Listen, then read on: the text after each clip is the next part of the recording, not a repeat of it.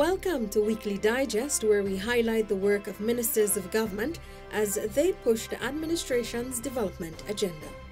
Picking up from where we left off last week, a conflict resolution committee will be formed to look into land-related issues affecting farmers. This was one of several issues addressed by Minister of Agriculture, the Honourable Zulfikar Mustafa, when he met with farmers in Region 5 on Saturday. The minister told the group that the recently appointed board of the Mahaica-Maikonia-Bari Agricultural Development Authority, MMA-ADA, will be looking into similar matters. Over the years, I think that a number of people have been manipulating the system, so to speak, in getting land. So what we want to do, we want to straighten out the system. We want the system to work. And people who are deserving must get the land to plant. On my open day at the Ministry of Agriculture, people come every time and the matter are in the court. This man planting this man land, this person planting this man take away this land, you can't walk on that dam. That got to stop now. Minister Mustafa told residents that the Conflict Resolution Committee is expected to speedily resolve matters rather than have them go through a lengthy court process. Residents of Matthews Ridge Region 1 will soon benefit from skills training programs under the Ministry of Labour's Board of Industrial Training, BIT. The 4-month programs in welding and fabrication and garment construction were launched this week. Minister of Labour, the Honourable Joseph Hamilton, encouraged the youths to make full use of the opportunities so they could make meaningful contributions to their communities. The Board of Industrial Training, it is at the disposal of Matthews Ridge to help with training needs. And we have programs, and next year we will be rolling them out fast and furious because the year is about finished. And we will add new programs to what we already have. Heavy duty equipment operator, we have. Mechanics, we have. Garment manufacturing. Agro-processing. Cosmetology. Cake decoration. All those programs we do. Also, the Ministry of Human Services and Social Security will soon roll out a series of training and entrepreneurship initiatives aimed at empowering women and single parents. Minister, the Honourable Dr. Vindhya Prasad, said these projects will allow women to access a wider range of job opportunities, have a stable income, and improve their social standing. It's not just giving someone money and hoping that they can make their business work. So, like we have the Garment and Cottage Industry Initiative where we are linking them to markets, all the other initiatives, and just because I don't want to tell you right now, until we're ready to roll them out, you'll see a series of them. So we're not giving you the money and leaving you. We're taking you through the whole process. Training will be conducted by the ministry in partnership with several entities, including the Small Business Bureau and the Institute of Private Enterprise Development. On Monday, the Prime Minister, the Honourable Brigadier Retired Mark Phillips, closed the 2020 Hackathon, where he reflected on the talent displayed throughout the competition. The Hackathon showcases the brilliant minds and talent that our Guyanese people, and how they can put those talents to use to help solve real issues in our country. It is always a proud moment when we can showcase the abilities of our people in this way. 5 teams competed from December 5th to 7th under the theme Digitizing Our Education System for 2020 and Beyond. The Ministry of Health's COVID-19 testing capacity has been boosted by ExxonMobil Guyana's donation of $32 million for the acquisition of antigen testing kits. The company president handed over the check to Minister of Health, Dr. Frank Anthony, during a simple ceremony on Monday. We have had particular challenges in rolling out PCR testing throughout Guyana because, as you would well imagine, we have a lot of remote communities, and doing the swabbing in those communities, the logistics of moving those samples to get it to Georgetown has been quite challenging. With this particular test that you're helping us to acquire, we are going to be able to remove a lot of these barriers. Because once our health staff is trained, they would be able to do some of these tests in those communities within 20 minutes. Guyana has deepened collaboration with Suriname to broaden connectivity and tap into new and exciting markets with the inking of an Open Skies agreement. Held at the Pegasus Hotel also on Monday, the agreement was signed by Minister of Public Works, the Honorable Bishop Juan Edgell, and Suriname's Minister of Transport, Communication and Tourism, His Excellency Albert Jibentana. In this Open Skies agreement, we have agreed to remove all restrictions on market access, capacity and pricing to create for a more open market, and to give route rights for our respective airlines. This agreement is complementary to the new CARICOM Multilateral Air Services Agreement. The agreement with Suriname will remove the obstacles that exist within the CARICOM agreement to promote trade, growth of the tourism sector, and the unrestricted movement of people. We are signing this bilateral agreement to continue reciprocal exchange of traffic rights, but under an obligatory legal framework and not discretionary. This will give airlines more confidence and assurance in investing in the transport sector. Guyana's agreement with Suriname comes on the heels of President Dr. Mohamed Irfaan Ali visit to the Dutch-speaking country for its independence. Minister of Culture, Youth and Sport, the Honorable Charles Ramson Jr. says plans are advancing to transform the Indian Arrival Monument at Palmyra into an enhanced public park.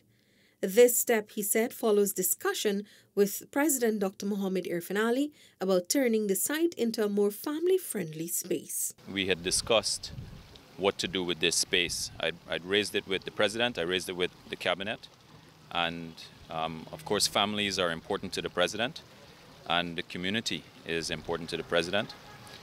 So what the President and the Cabinet has decided to do in relation to this space is to make here a much more enhanced public space, to turn it into a public park where families can come, kids can come. The private sector has already thrown its support behind the initiative, with Continental Group of Companies under Terginal Paints Incorporated pledging to donate a quality of paint valued at $2 million. The enhancement plans will see playground equipment and Wi-Fi infrastructure installed to provide free internet access to the public. It's going to be managed in a way where the public can have far more access and usage for it.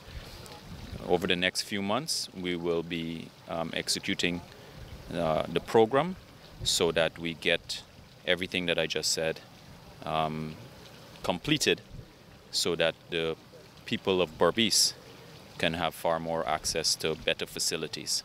And this is the first of many. Commissioned in 2019, the $160 million monument features 6 bronze statues donated by the Government of India to Guyana in 2017. News on Tuesday. Minister of Agriculture, the Honorable Zulfikar Mustafa, officially opened a coconut nursery at Karuni, Soesdijk-Linden Highway. We in the Ministry of Agriculture, we are looking at the coconut industry not only to develop it, but coconut will play an important role in earning scarce foreign capital into our country. The minister said the initiative will be taken across the country. We have another one which we will commission very shortly at Charity in the Essequibo, where we will decentralize it and take it to Essequibo. I plan next year we will go to Berbice and move nurseries to Berbice and move to different parts like the interior, Region 9, and other regions across the country, so we can fully develop our coconut industry. Also on Tuesday, Minister Mustafa promised to address issues affecting residents of Region 10.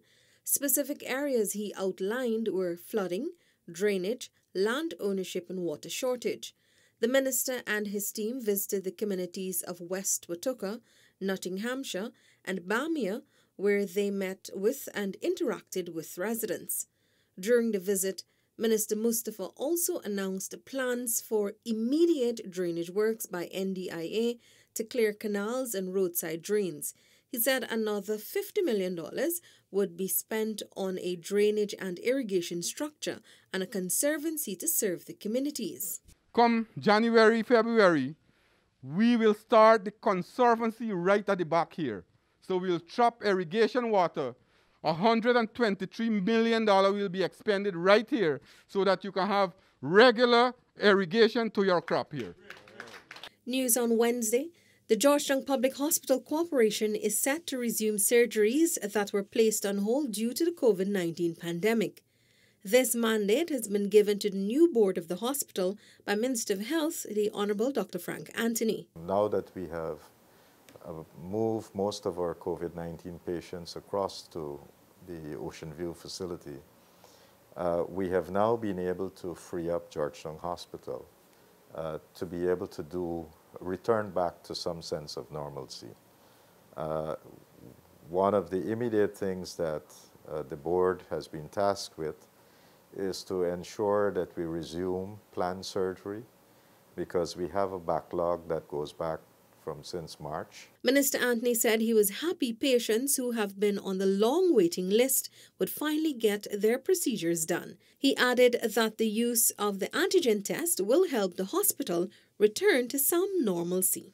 We'll be able to hospitalize patients and have faster turnaround because we are now using the antigen tests at the hospital. So rather than people having to wait in these transition wards for long periods of time waiting on a PCR result to come back, we can check to see whether they're, what's their COVID status by using the antigen tests. And if we're not certain, then we do the PCR. But that would help us to screen a lot of patients and get them into the hospital and then be able to do surgery as quickly as possible. The new GPHC board was appointed on Monday with effect from December 1, 2020 until November 30th, 2021. Minister of Public Works, the Honorable Bishop Juan Edgell, on Wednesday said the deadline for the final report for the probe of irregularities at the Demerara Harbour Bridge Corporation's asphalt plant has been extended to December 15, 2020.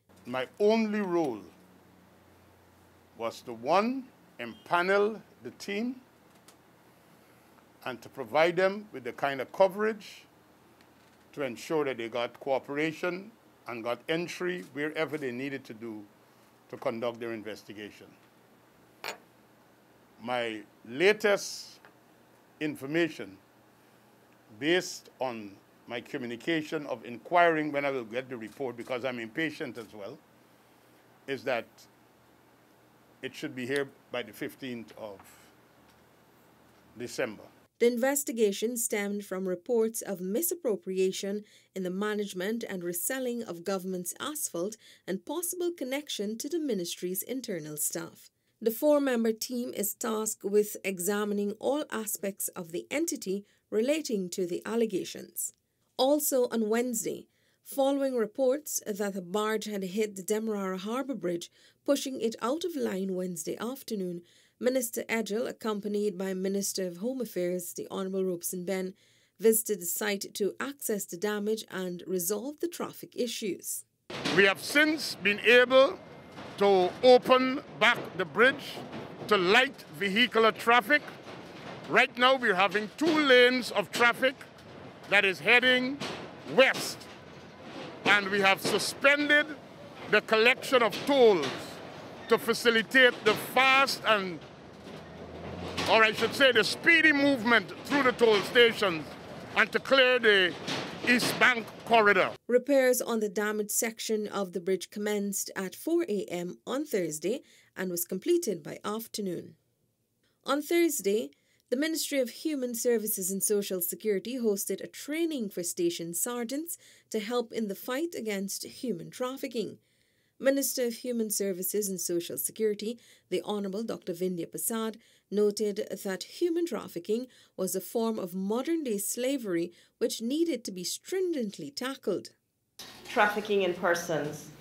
This is something that has been ongoing in the world for a number of years. Our country has not been left out of this.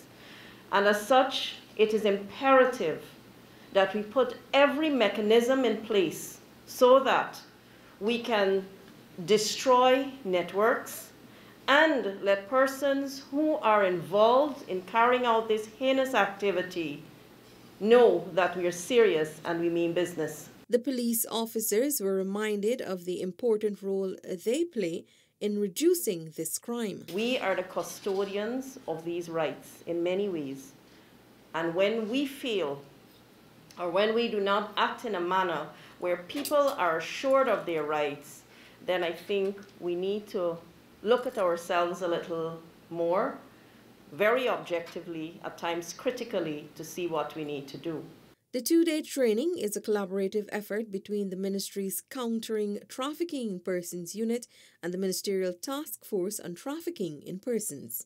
After a 2-month delay, the Speaker of the National Assembly, Mr. Manzoor Nadir, has received the 2019 Auditor General's report. It was presented by Auditor General Deodat Sharma, who noted a number of limitations caused by the pandemic. This included his department not being able to access Regions 1, 7, 8, 9, and 10 to physically verify projects. 4 performance audits were also incomplete. They should be completed in the new year. Also, 3 special investigations were finalized, including one into the Ministry of Social Protection's Sustainable Livelihood Entrepreneurial Development Program, SLED.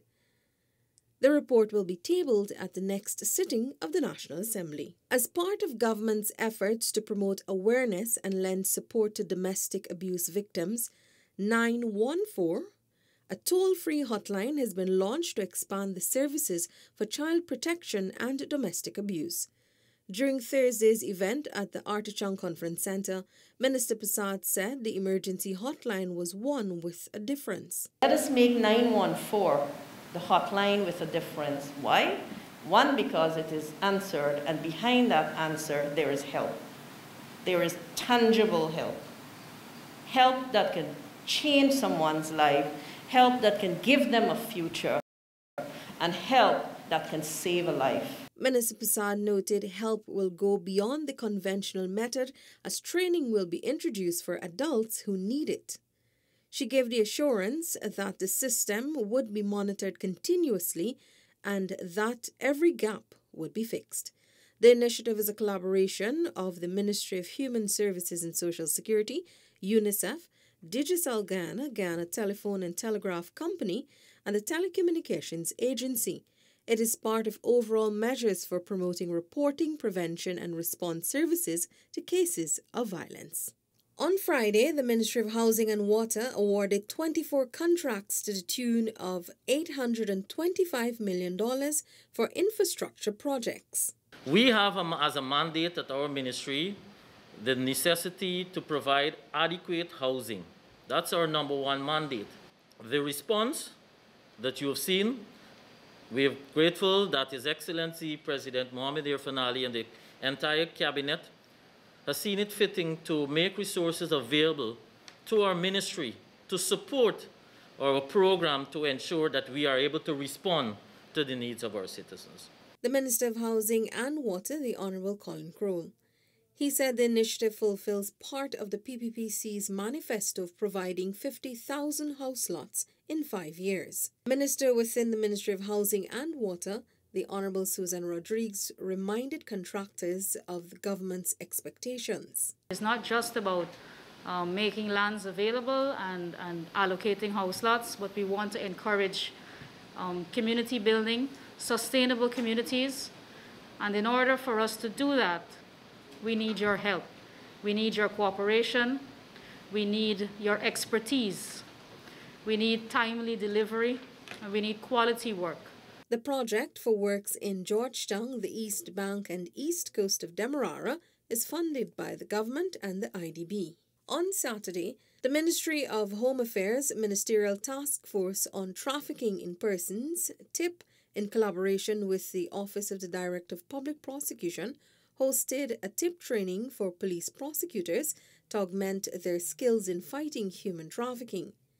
Minister of Home Affairs and Chairman of the Ministerial Task Force on Trafficking in Persons, the Honourable Robeson Ben, urged police prosecutors to take advantage of the training and to have a more hands-on approach in crime fighting.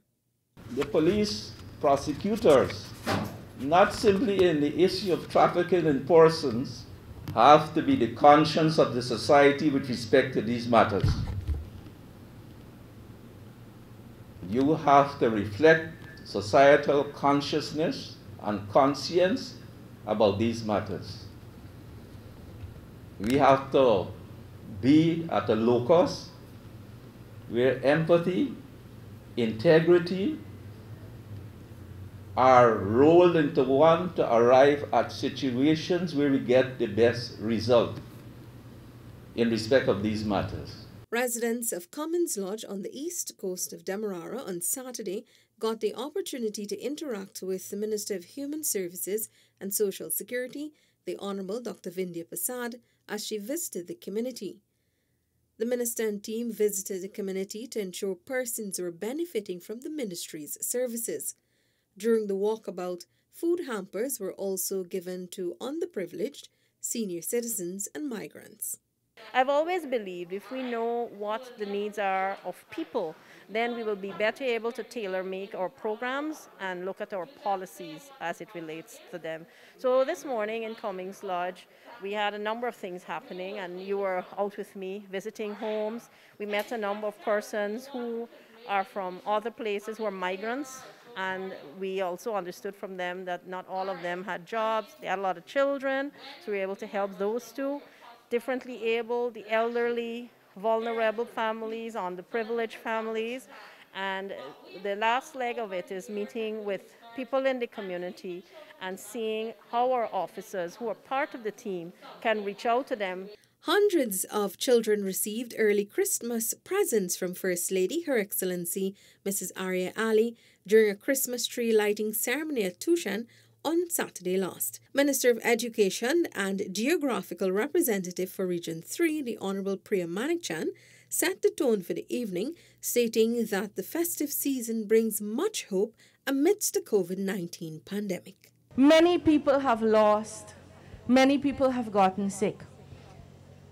But Christmas in this pandemic comes at a time when we have a good chance to reflect on the birth of Christ and all that that means to all of us. If we are our brother's keepers, if we can share with each other, if we can help each other, then we will get through any hard time that hits us individually as a family, as a country, or as a world.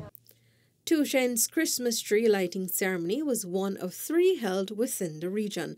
Others were held at Parika and Vredenhoop. That's it for this edition of Weekly Digest. For these and other government-related information, do log on to our website dpi.gov.gy and our social media platforms as well. Goodbye.